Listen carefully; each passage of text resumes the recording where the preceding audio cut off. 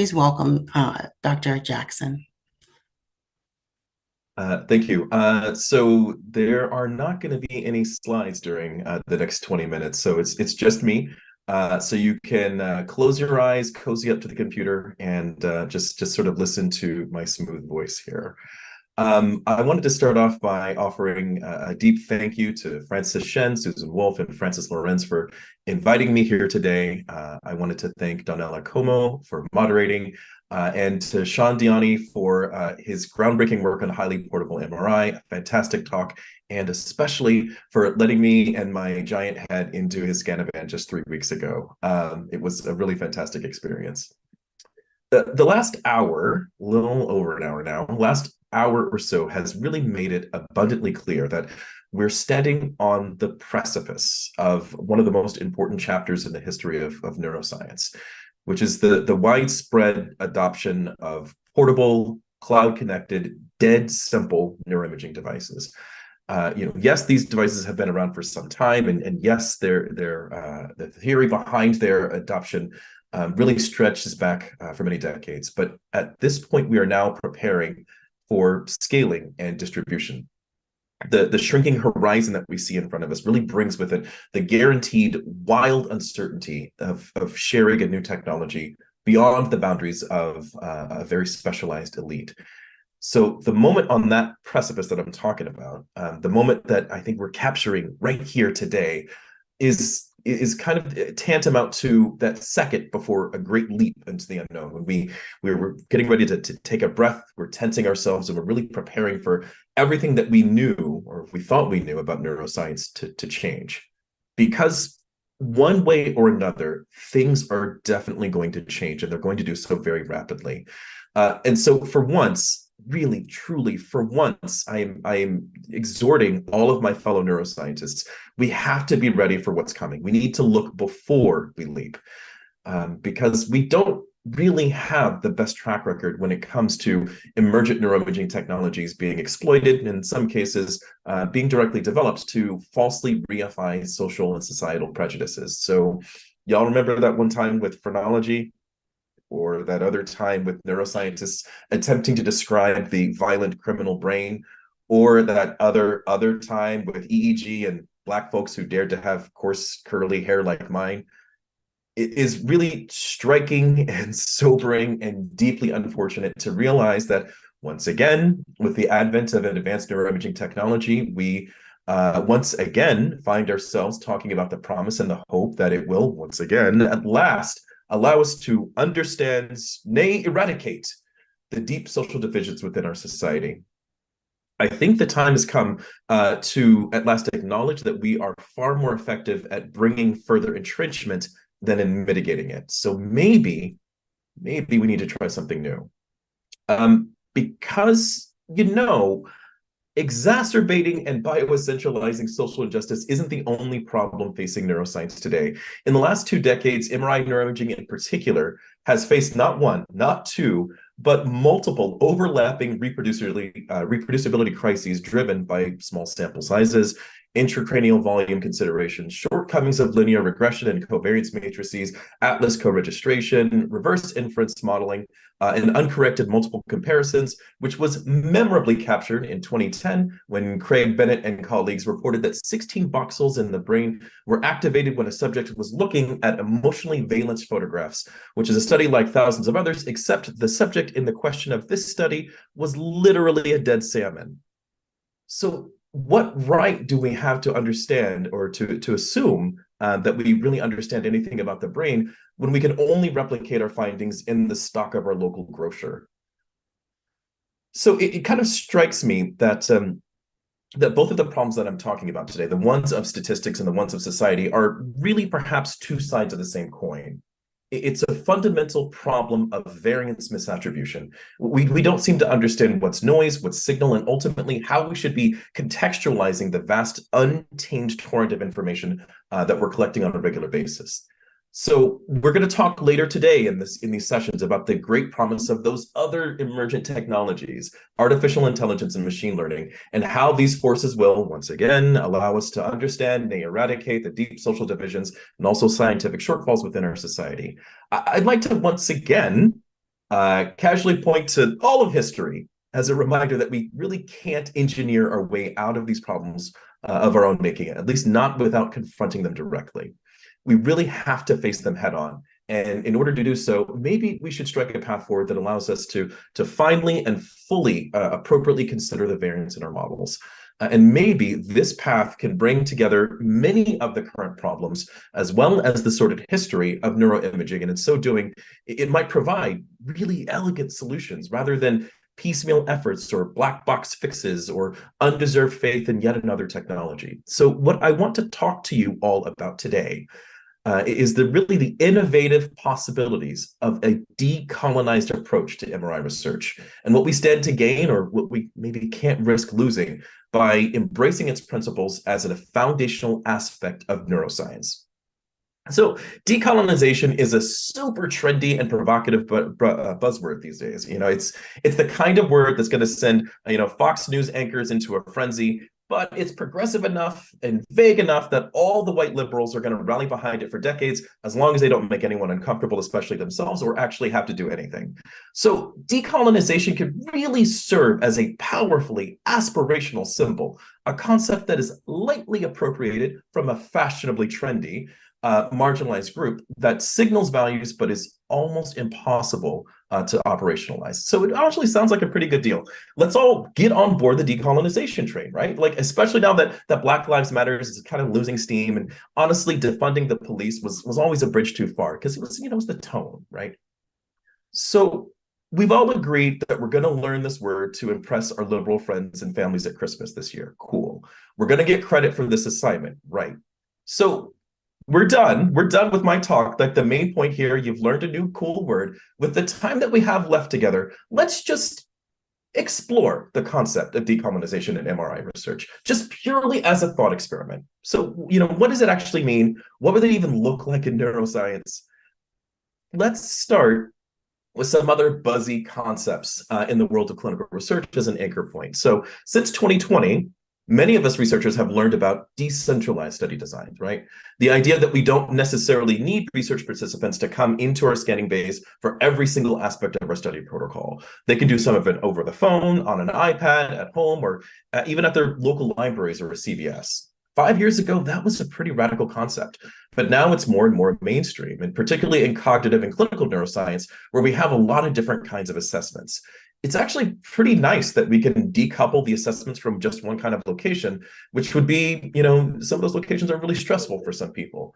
I know a lot of this field had been, worried about context-dependent memory, stereotype threat, other kinds of testing effects. And now decentralized study designs help us run studies much more efficiently at a higher volume and with a nice side effect of equity kind of thrown into the mix. So that's decentralized neuroscience research. And we also know, by virtue of this very symposium, about the emergence of democratized neuroscience research. It's this very idea that MRI can be made portable and brought to groups and settings that had no way of accessing neuroimaging previously. It really allows us to put MRI scanners on the sideline in contact sports, in the disaster zone, and yes, in urban and rural settings, to finally reach groups who never before thought that neuroscience would ever reflect them. And so this too was also something that was considered impossible, that the infrastructural needs were too high a barrier to ever build neuroscience research capacity outside of wealthy academic medical centers. And yet we're here today. The whole driving force behind this symposium is here to announce that those barriers have fallen. We just heard about that from Dr. Dione, which allows us to scale data collection by orders of magnitude without the corresponding cost. The training barriers have fallen from days or weeks inside elite universities and hospitals to 30 minutes on a smartphone. That's pretty cool too. Like, not only can this technology be anywhere, it can also be used by anyone. So now with those two concepts, with democratized and decentralized elements now creeping into the world of MRI research, we can start to see what these concepts buy us, which is really the possibility of introducing flexibility into our research without fundamentally compromising the work that we've been excited to try all along. It's really interesting that these concepts were considered heretical not too long ago, but in their implementation, they've turned out to be these really freeing concepts. It breathes new excitement into a field that had, before now really started to slowly ossify as it was wading its way through many, many, many, many controversies. So maybe, just maybe, there are ideas within the world of decolonized MRI research that might be similarly useful. Maybe, right? Like, again, we've already got the street cred just for knowing the word. So what more could we lose by talking it through? So what does decolonized research even mean? Does it mean that our work is currently colonial? Wait, hang on. What exactly was colonialism?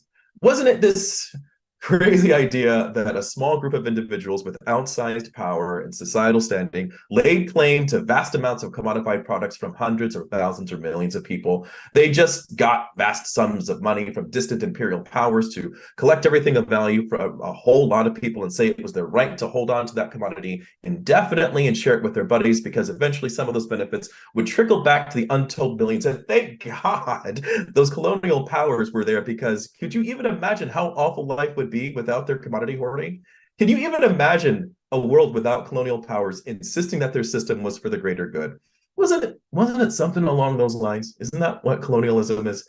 Isn't there something horribly, uncomfortably familiar about that concept as we think about our work in MRI research? And yet, it's still hard to imagine a world without a scientific enterprise that operates any differently. It's really hard to imagine something else. Or we could let go of how science has worked historically and embrace ideals of what true science is about. Trickle down science, much like trickle down economics, hasn't really worked the way that we've hoped. As I pointed out before, we aren't great at sharing our science. We're not great with engaging with anyone other than the most privileged communities. And it can be argued that even our scientific quality hasn't really been up to scratch. In the past, when brain researchers were faced with a similar magnitude of crisis, the cognitive revolution back in the 1960s and 70s really embraced strong and advancing biostatistical theory as a bedrock ontology of their science. And today, you can't get a study funded without having a statistician look over it, or better yet, be funded like a named key personnel on your grant. I believe that a decolonized approach to MRI research compels us to similarly look for outside expertise and partnership to guide us through a similarly fraught moment. A decolonized approach to our work suggests that empowering local communities to partner with neuroscientists as equals, that will advance innovation in MRI science. It will promote equity, and it will create a firm foundation for robust scientific research. The truth is that neuroimaging is now very late to embrace what is now a pretty widespread call in clinical research for more patient and participant-centered approaches. For over 2 decades, there's been really a lot of momentum here. And portable MRI is going to bring, at minimum, much more democratized access to MRI research. So that means we need to consider a world of these tools at scale. So we need to think about it in terms of how it might be used by government agencies. In the case of restricted or privileged access, it's similar to thinking about advanced weaponry going to police stations. We can think about it scaling in the way that businesses do. So in the case of wide availability but expensive access, like initial AI models. Or we can think about it, being leveraged or used by everyone. So in the case of wide availability and relatively free access, like social media platforms, it's going to follow one of these models. And so the promise and the great hope of portable MRI is just ultimately not going to be realized if research with these more mobile systems simply replicates the really antiquated and exclusionary paradigms of research that we have advanced with fixed MRI. Indeed, what I want to emphasize here is that it's almost impossible to even do this. Just as the democratization of major technologies in any other sector, the availability of relatively inexpensive portable MRI is likely to radically alter typical use cases. And it's going to create lots of emergent bioethical research and community-facing challenges. So therefore, thinking about this decolonialism, especially in neuroimaging, is really, really timely. And it's ultimately something that can be additive rather than revolutionary. So neuroimaging researchers can continue to embrace bedrock principles of rigor and evidence and appropriate assignation of variance, But a decolonized approach recognizes that valid context to generate scientific truth are broader than our current evidentiary practices. That's it. That there's more science to science than we can currently see. That's it. In other words, a decolonial frame helps us recognize that we may have reached the useful limit of our current scientific models. It is a meta-scientific practice. And so, as I just mentioned, the evolution of robust statistical theory supercharged capacity for clinical research, as did development of multiple comparison corrections in functional neuroimaging. The contribution of additional nuance and necessary expertise to MRI and other neuroimaging forms, this time in a decolonized frame rather than a purely statistical one, may similarly benefit overall research rigor and point the way towards novel use cases for portable neuroimaging technologies. So ultimately, getting down to brass tacks, there are three categories of design considerations to really usher in an era of decolonized neuroimaging research. So number one, meta-scientific analysis of methodological biases that tend to disproportionately impact marginalized communities. Number two, structures of equity within research practices that advance broad and thoughtful recognition of expertise, particularly with respect to partnership, accountability, and ownership of data, intellectual property, and neuroimaging research products. Three, reified efforts towards justice in its five primary forms. So that means centering distributional, procedural, recognitional, commutative, and restorative justice in neuroimaging research. So that's it. Those are the big three tentpole aspects of decolonized MRI research. So I'm going to give you just a little bit of a rundown of each of these. First, meta-scientific inquiry.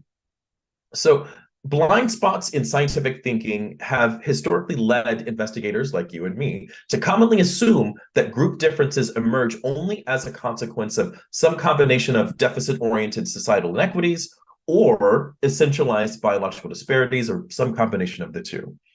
However, it's certainly possible, and I think we have lots of evidence to suggest, that inequities can also be driven by additional factors that are endemic to substandard research practices. So in particular, there are pretty overarching and apparent issues with selection, measurement, and implementation aspects of study design.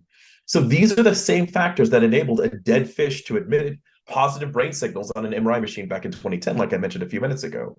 A decolonial approach incorporates qualitative and quantitative research measurement of these, as well as the subsequent mitigation of these factors.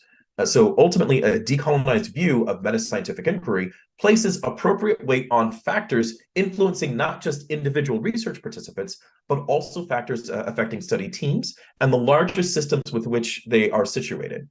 So biases of selection can include not only those micro-scale factors, but also factors governing meso and macro-scale effects, such as site selection for multi-site studies, grant selection for competitive research submissions, and it goes beyond selection factors. We can also think about measurement. Measurement error can occur at the level of the individual assessment, but it can also occur at the level of determining statistical or differential validity.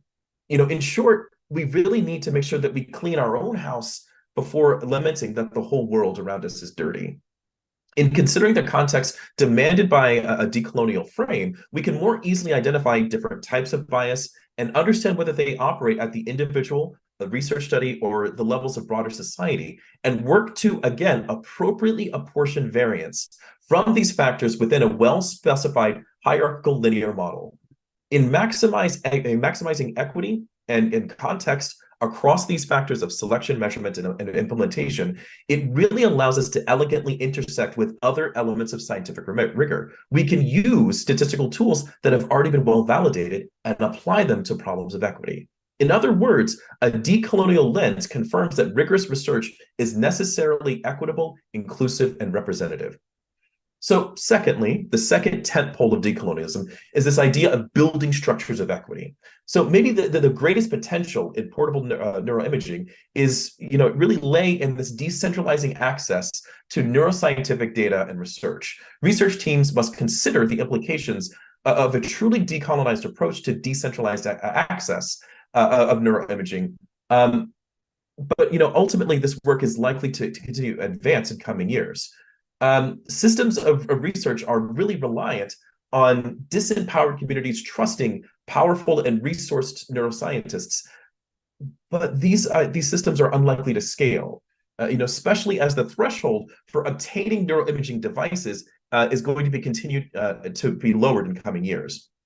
So instead, a decolonial lens for community involvement in neuroimaging research really suggests and points the way towards innovative approaches that may be far more effective and sustainable in the development of high quality representative neuroscience than trying to port our current models of what community engagement looks like. So rather than focusing solely on building trust or developing incentive structures for passive community engagement, neuroimaging researchers using a decolonial frame can simply leverage the familiar structures and rhythms of team science, recognizing that community members and organizations have expertise, tools, infrastructure, and epistemologies that are worth recognizing and rewarding within our scientific infrastructure.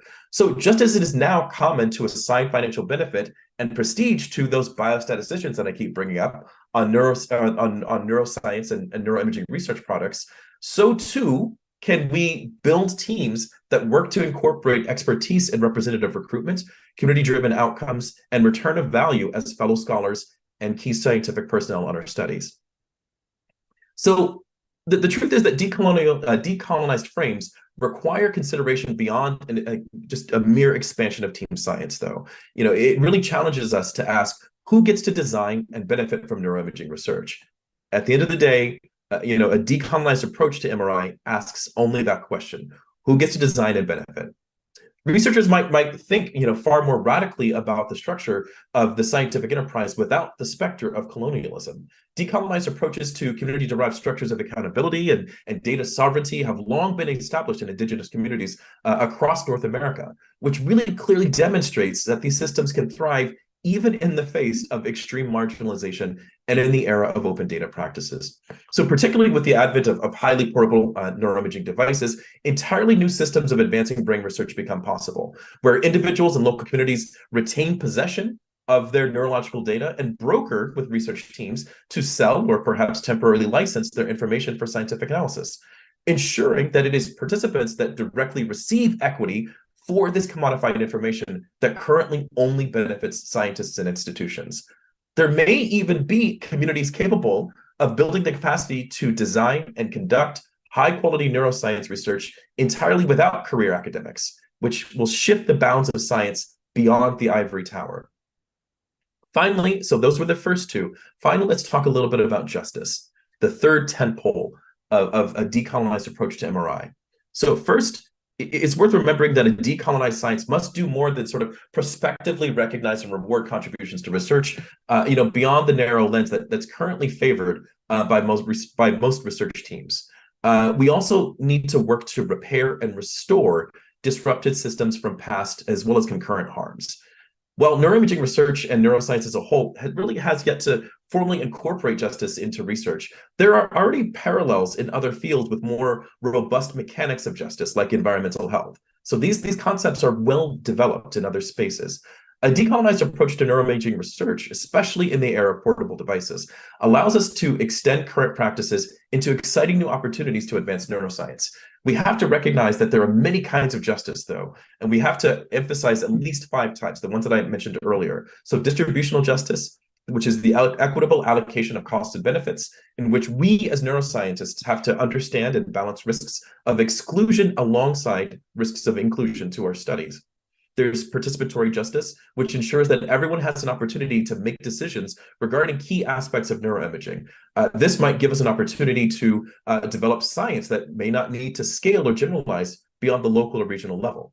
This science of middle sizes between clinical research and public health might allow marginalized groups to be seen on their terms for the first time. There's commutative justice, which calls for us to appropriately value and commodify allows us to appropriately value the commodified brain and to recalibrate incentive structures for neuroimaging data so that communities and participants can receive fair value for its use through licensing agreements. And this is an idea that is very close to my heart. I'm currently trialing exactly these ideals within the Gullah-Geechee corridor in South Carolina and among rural Black farmers in Kentucky. Collective action, as we've seen in so many other sectors this year, may also play a really critical role in the future of MRI research. We also have to respect other epistemologies and ways of knowledge generation. Indigenous communities have long embraced models like two-eyed seeing, which pairs indigenous and settler approaches to learning to broaden our understanding of the brain. And our work wouldn't be complete without restorative justice, which means we have to acknowledge past harms and actively work to repair and restore. Our community engagement, which is already hailed as a key cornerstone of the future of neuroimaging, really has to incorporate things like community action plans that create structures of accountability, principles of data sovereignty, capacity building, and empowerment in marginalized spaces. Now, all of this is obviously just the beginning, but if we're going to prepare for a world where we build, a socialized, planet-facing neural observatory to see the impact of societal events in near and real time, where we might imagine forecasting social unrest, where we supercharge precision medicine, where we leverage real-time neurofeedback to do an oxytocin challenge on the next generation of TikTok, where we scrape data to advance next generation AI, we're going to need fundamentally new approaches beyond the ones that have allowed our guild of neuroscientists to safeguard our secrets for 2 centuries. We have to recognize that it's time to invite others in. We have to measure context. We have to build broader collaborations to really help us usher in this next generation, this next chapter of the brain. In closing, because I'm almost done, y'all, it's really worth remembering that even if we wholeheartedly embrace these principles, let's say there's no dissent, and I've already seen the chat, so this is not true. Let's say there's no dissent to any of my ideas. Let's say we wholeheartedly embrace them. Right now, if we dismantle every single colonial structure in MRI and neuroimaging, the truth is that the golden vision that I've outlined here is going to someday be corrupted or co-opted. Decolonization, just like any other ideal, just like any other area of science, will constantly shift and change. It will evolve. So we need to ensure, above all, that we evolve guidelines for decolonized research, just as we do for any other aspect of our work. As colonial powers, we have to recognize that we define what truth is. So let's not do it alone. And with that, I'll wrap up my comments and turn it back to Dr. Como. Thank you.